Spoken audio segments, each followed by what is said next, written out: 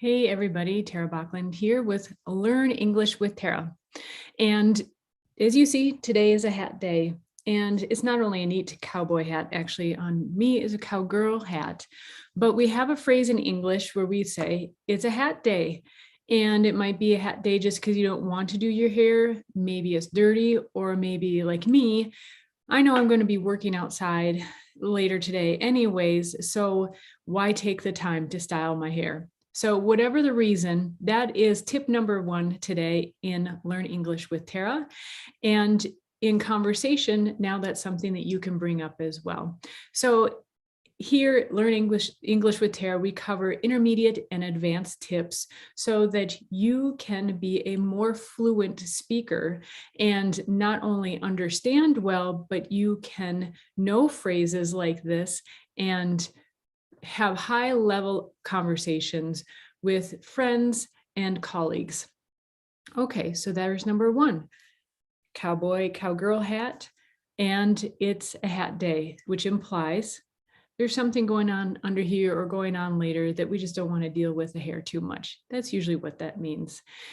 Okay, but why cowboy, cowgirl? I think that term, and again, I'm going to try to slow down my speech again, because the whole point of these videos is also to help you to comprehend better, be able to listen and understand the English language better, but tips as well to be able to speak better.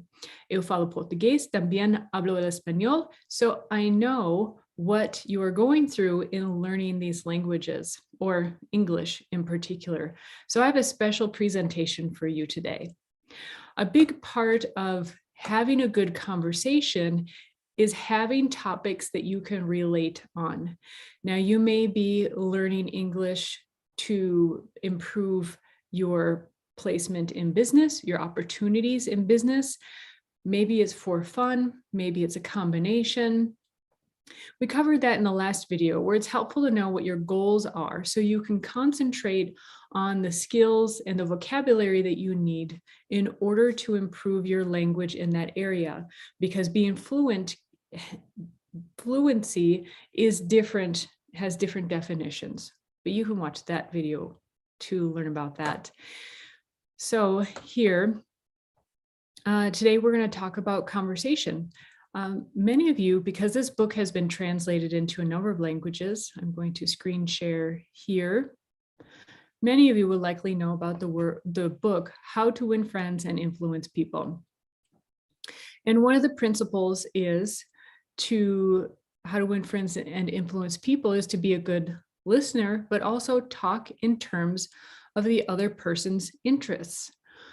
Well, when you're having a conversation in another language, sometimes your vocabulary might be limited to, do you have an animal? What is your family like? Do you have kids? What is your job like? And it limits the type of conversation you can have.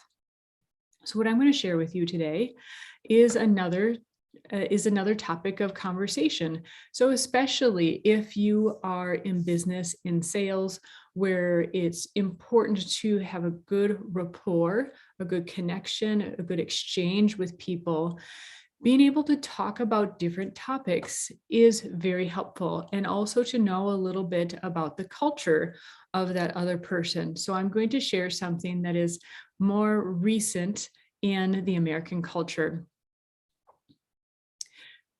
So Yellowstone. So since I'm wearing my cowgirl hat today, let's talk about a neo-Western, a new Western drama. This is very popular here in the United States, from what I understand, and I personally have really enjoyed it as well. So I will read a little bit of this article, which is part of the Learn English with Tara series. By the way, please like, subscribe, turn on the notifications so you'll be notified when I go live, and you can participate live as well. And I would really appreciate that. So as part of the Learn English with Tara videos, what I go into is I read some text so that you can hear what it sounds like. You can follow along, which is very helpful, and practice on your own as well. And over time, I'll go through more tips on how to learn a language well, especially at the intermediate and advanced levels. Okay, so about Yellowstone. Yellowstone is an American neo-Western drama television series created by Taylor Sheridan and John Linson that premiered on June 20th, 2018 on Paramount Network. The series stars Kevin Costner. He's a very well-known actor, very iconic, wonderful actor here in the United States. Luke Grimes, Kelly Riley, Wes Bentley, Cole Hauser, Kelly Asbill, and Gil Birmingham. The series follows the conflicts along the shared borders of the Yellowstone Ranch. So a ranch is like a large farm, but it's where they raise cattle or cows and steer. Right here, a large cattle ranch. The Broken Rock Indian Reservation, Yellowstone National Park, and land developers. In May 2023, it was announced that the 5th season will be its last and will be followed by an untitled sequel series. The first part of the 5th and final season premiered on November 13th, 2022. Sometimes some people say 2022, with the second part premiering in late 2023. In 2013, Sheridan began work on the series, having recently grown tired of acting and switching to screenwriting. Having lived in the rural parts of states such as Texas and Wyoming, Sheridan set the series in Montana and set his first scripts in Livingston. Sheridan initially pitched the series to HBO, but the network declined. The series follows the Dutton family, owners of the largest ranch in Montana. The Yellowstone Dutton Ranch, commonly called the Yellowstone. The plot revolves around family drama at the ranch and the bordering Broken Rock Indian Reservation, Yellowstone National Park, and developers. In May 2017, Paramount Network announced that it had greenlit its first scripted series, Yellowstone. Greenlit. So typically you'll hear that phrase, it's more common to say green light. So they'll say that project has a green light or green light go. As you can imagine, that comes from a reference from traffic, from driving on the roads. It would be a semaphore, right? Or a stoplight. Depends on where you are in the country. Some people not too commonly call it a semaphore. In the United States, they usually will call it a stoplight. But this is, usually you'll hear people say you have the green light for that project. And here it's referred to, it's in the tense of green lit. Very uncommon. Paramount issued a series order for a first season consisting of 10 episodes. The series was set to be written, directed, and executive produced by Sheridan. I'll read just this additional section to give some context to what I'll be talking about in a minute. The prequel series, titled 1883, 2021 to 2022, was announced following a 5-year deal signed by Sheridan with Viacom CBS and MTV Entertainment Group. The series focuses on a generation of the Dutton family during the Old West. So prequel, this is before the Dutton Ranch. So the series focuses on a generation of the Dutton family during the Old West as they undertake the arduous journey across the country before settling in the land that would become the Yellowstone Ranch. Arduous means very difficult. A second prequel series titled 1923, 2022 to present, focuses on an intervening generation of the Dutton family during the time of Western expansion, Prohibition, and the Great Depression. A third planned spin-off titled Lawmen Bass Reeves, is in development and will focus on the life of the titular character. So that by the title, titular would be Bass Reeves. His name is in the title. Another uncommon word, an uncommon phrase. A fourth planned spin-off titled 6666, or maybe 6666, is also in development and is set in the present day on the Four Sixes Ranch in Texas. So that must be how they're saying it. A further spin-off titled 1944 was confirmed by Paramount in early 2023. So this is going to be just an ongoing series, prequels, sequels, a lot of prequels. So a sequel would be a series in order. A prequel is when they jump, well, maybe the camera, I have to go this way. They jump to a previous time to give you the history before that. Really wonderful series. I've seen the 1883 and I've seen the 1923 and a number of the Yellowstone episodes themselves. My favorite is the 1883. I'm going to post this link to this Wikipedia article and all the links that I used today, so you can refer to some of these other links. There's really fascinating times in US history. For example, Western expansion, prohibition, which gives a short definition here, the Great Depression, which is worth looking into. And maybe over time we can get into more about that. But what I'll draw your attention to is 1883. So this is one of the prequels. This is my favorite series of the current series that are offered. And it stars some really big names. So Tim McGraw, for example, is a very popular country music star. So they really started the series off in an amazing way. And also Faith Hill, who is a very popular country music star. Both do wonderful jobs in this show as well. And the character, one of the characters is played by this wonderful actress, amazing actress, Isabel May, does a fabulous job and just is just one of my favorites. Okay, so here is the conversation. Here are a couple of conversation pieces when you are speaking, particularly to an American. You can ask if they have seen the Yellowstone series or other prequels. You can also ask, so this 1883, as the previous article refers to, it says that, sorry, here, is, they call it the Old West. Well, this is almost set in the time, this is a little bit later, this is post Civil War.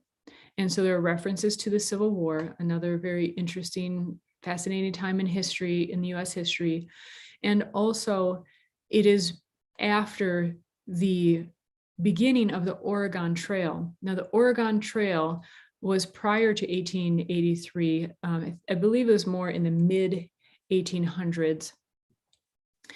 But it's the quest of people. There was free land for those who would go west to an Oregon.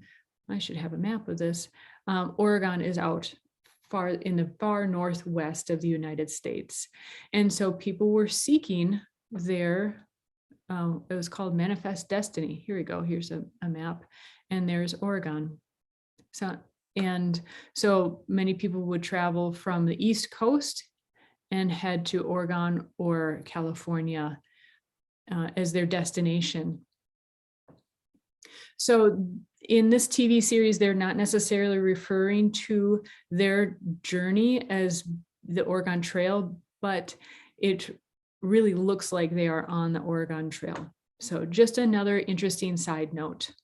Side note would be something on a note on the side, right? Another interesting topic. Another interesting thing about the Oregon Trail, if you have someone you are talking with who may have been in elementary school in the 80s, in the 1980s, they might recall a game called Oregon Trail. I loved this game. And it was just very simple on a very, the first Mac computers or Apple computers. And you would start out the journey you could choose if you were like a doctor, a farmer, or a handful of occupations. And then they would say, okay, you have this much money to prepare for your journey. And so you would buy your supplies. Let's see, there was a picture here of the supplies that they bought. These are pictures of some new and some old versions. So here, a lot of the times they're referring to parts of the journey in 1848, for example. So I'm assuming that's correct, more of a correct time frame. So well before the TV series 1883. But you would buy your goods, as they were called, so your supply or your goods, your meat, an extra wheel, an extra axle, whatever you could afford, and you would start the journey. And as you can see, it was on there was very rudimentary or basic graphics. And along the way, things would happen. For example, you get to name your party members, and this one, it says you have died of dysentery. That's really sad. Other people in your party or in your group might get sick.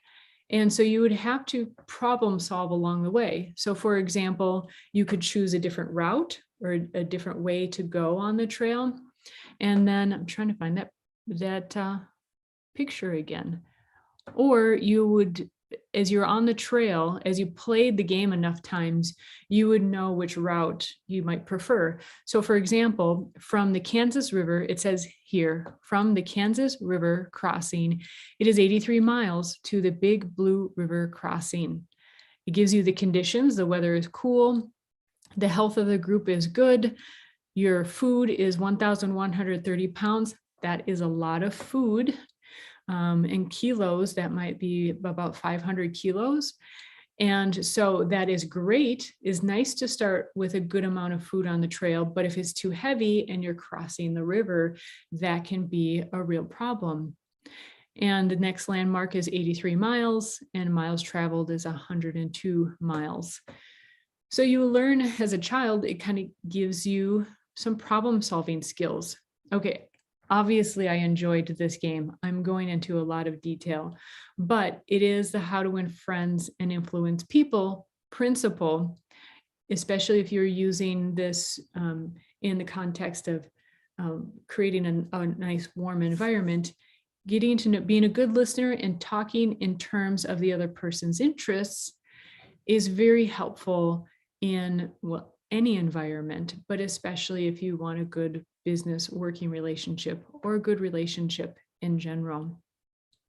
Okay, so that is today's tip overall, is having good conversation. Good conversation is knowing a little bit about the person, maybe sometimes going beyond your friends, family, hobbies, knowing a bit more about the current culture in the United States and some history. You would really surprise a person if you knew about the Oregon Trail game, and that person as well is of the age group that played that game. So if they look like maybe they're the age that would have used an older Apple computer with the green screen graphics, you would really surprise and delight a person with that topic of conversation. Okay, so what would be a good vocabulary word or phrase that we covered today? I think I already covered it's a hat day. That's a good one. And maybe we'll leave it at that. So please let me know. I would love to hear what is something similar in your culture that is going on right now. A favorite series, TV series, or movie, or something generally in the culture that is going on. Maybe there was a game that was that you loved growing up, particularly if it was a computer or video game. What I am aiming to do here is help you to start thinking about that conversation, and we can start here. And I do want you to write it in English as well. And that is so that you can already be thinking about it, even if you're writing it out. It helps a lot to prepare for a conversation. Imagine what a conversation like that, how a conversation like that might go with someone, and come up with multiple answers. And let's start in the comments, in the discussion section below. Let us know what was popular in what is currently popular in your area, as far as maybe a TV show, like I said, games growing up. Do you have a phrase in your language that means like a hat day? Is the cowboy culture part of your culture? For example, I know in Brazil it is, they use the same word, and maybe in your culture it is, or maybe you have your own variation. I would love to hear about that also. So please chime in. Chime in means, chime is the sound that bells make. Please chime in and let us know about your culture. I would love to hear about it. And check me out also on Instagram, Facebook, Twitter as well, where I share tips, quick tips there as well. All right, take care, everybody. Bye-bye.